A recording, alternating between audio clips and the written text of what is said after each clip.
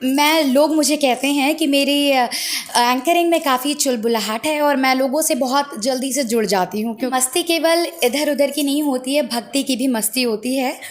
नमस्कार, मैं हूं आर्यन सिंह और आप देख रहे हैं न्यूज एजुकेशन। मैं आपको आज मिलाऊंगा सुगंधा वर्मा जी से, जो आपको आज यहीं माँ तारा चंडी धाम में खुद को प्रेजेंट करेंगी और एंकरिंग का काम करेंगी। ये एक गायकी की दुनिया में भी अपना नाम उज्जवल कर रखे हैं और एंकरिंग की दुनिया में भी।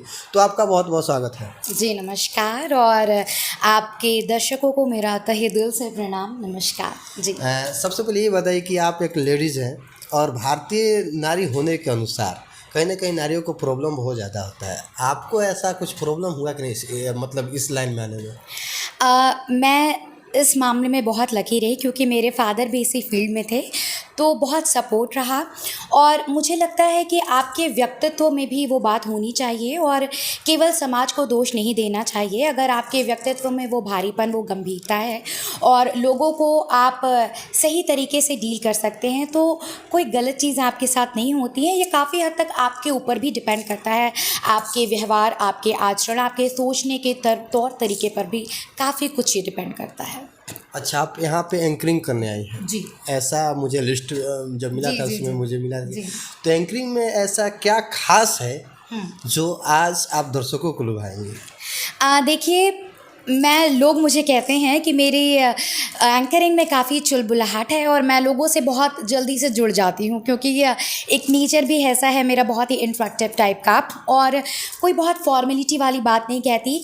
जो सामने देखती हूँ और जैसी मेरी ऑडियंस रहती, उन्हीं की बस रंग में रंग जाती हूँ और बहुत ही जल्दी वो मुझे अपना बना लेते हैं, मैं उन्हें अपना बना लेती हूँ।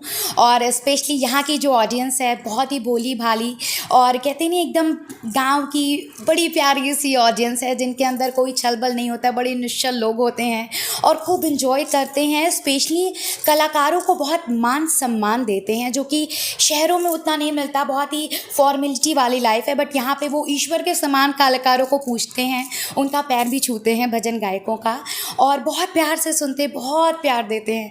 तो ये बात मुझे बहुत अच्छी लगती है। तो आज पूरी उम्मीद रहेगी कि आज यहाँ के लोगों का दिल जीतूँ और उनके रंग में रंग कर उनको खुश करूँ, थोड़ा कुछ उनसे सीखूँ, थोड़ा अपनी बातें उनको शेयर करके जाऊँ। जी। अच्छा, आप यहाँ भक्ति जागरण में आई हैं। जी। भक्ति जागरण से अगर परे बात किया जाए तो दोनों में कौन सा माहौल आपको अच्छा लगता है? वैसे तो भक्ति लगना लाजमी है, जी। लेकिन कहा गया है कि एक कहावत है भोजपुरी में कि भक्ति में तो शक्ति है लेकिन मामला रंगीन है। जी। तो आपको कौन सा अच्छा लगता है?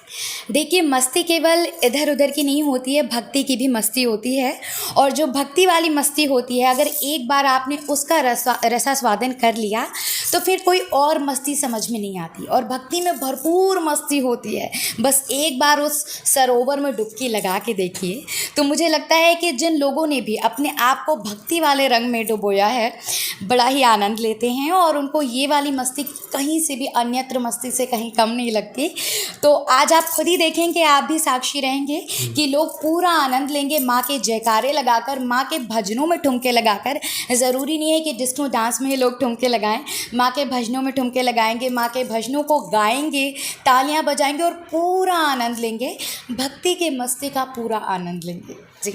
और आप एंकर हैं तो एंकरों के पास एक कला होता है जी। कि दूसरे कलाकारों का भी साउंड मिमिक्रिंग कर लेते हैं। जी। आप में कुछ ऐसा है? जी, मैं विशेष रूप से मिमिक्री तो नहीं करती हूँ और मैं उद्घोषिका होने के साथ साथ मैं गायिका भी हूँ, लेकिन मिमिक्री का कुछ वो मेरा पैटर्न नहीं है। हाँ, थोड़ा बहुत मस्ती मजाक कर लेती हूँ, अध्यात्म पर बोलने का शौक़ है और इसी कारण मुझे आज यहाँ पर बुलाया गया है क्योंकि मैं व्यक्तिगत रूप से खुद भी ईश्वर में काफ़ी आस्था रखने वाली लड़की हूँ, आध्यात्मिक लड़की हूँ, तो शायद इसीलिए मेरा चुनाव आज माँ ने यहाँ पे किया है। तो हाँ, ठीक है, मस्ती मजाक से ज़्यादा मुझे अध्यात्म का विषय अच्छा लगता है और वो विषय मैं जनता के सामने प्रस्तुत करती हूँ, वो बातें रखती हूँ और पब्लिक पूरी तरीके से एंजॉय करती है। बस रखने का तरीका होना चाहिए, कोई भी बात आप रखें। आध्यात्मिक बात जैसे ही आप कहीं जी। तो एक वर्ड चल रहा है सोशल मीडिया पर, पापा की परियां। जी। काफ़ी सुर्खियों में रहती है। जी। और उनके साथ अध्यात्म की बात कर दें तो आग बबूला सी हो जाती है। उन परियों के बारे में आपका क्या ख्याल है? देखिए, पापा की परियां होती हैं और माँ के लाडले होते हैं। मैं ना लड़कों के विषय में कहना चाहूँगी ना लड़की के विषय में कहना चाहूँगी। इंसान है, अगर इंसान कोई भी अपने लिमिट में रह के एक सीमा के दायरे में रह के कोई भी काम करते हैं, वो लड़की हो या लड़का हो, सब जायज़ है, सब उचित है।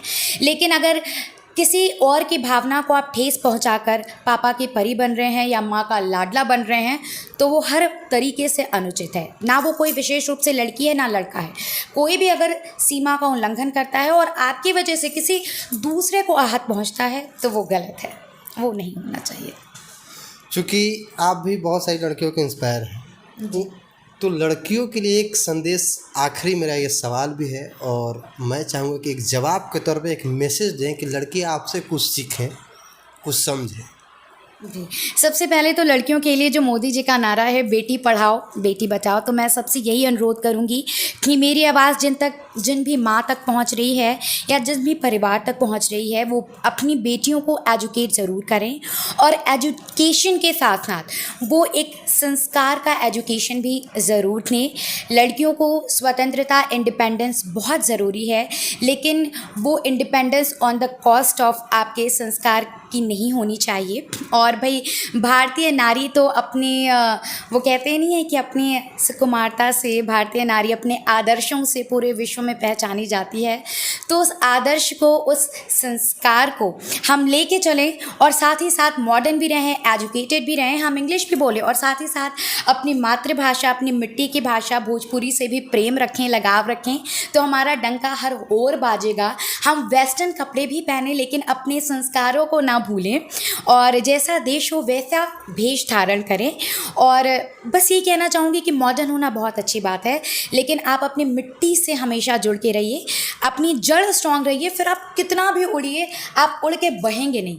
अगर आप अपनी जड़ को छोड़ देंगे तो आप उड़ते उड़ते उड़ते न जाने कौन से देश में जाके गिर पड़ेंगे, नहीं पता चलेगा। तो मिट्टी से बन के रहिए, संस्कारों से बन के रहिए। और हाँ, education is very important for all the girls, so please मेरा यही एक संदेश है कि लड़कियों को एजुकेशन दीजिए, एजुकेट कीजिए और हाँ, उन्हें संस्कारों के खूबसूरत तोहफे से भी ज़रूर नवाजिए। शुक्रिया, धन्यवाद। जैसा कि आप लोगों ने सुना, वर्मा जी ने बहुत अच्छा मोटिवेशनल बात इन्होंने बोला। जैसे कि एंकर हैं तो मोटिवेशनल बातें इनको बोलना लाजमी है। तो आप लोग देखते रहे मेरे साथ न्यूज़ एजुकेशन। मैं हूं आर्यन सिंह और आप देख रहे हैं न्यूज़ एजुकेशन। धन्यवाद। Thank you sir.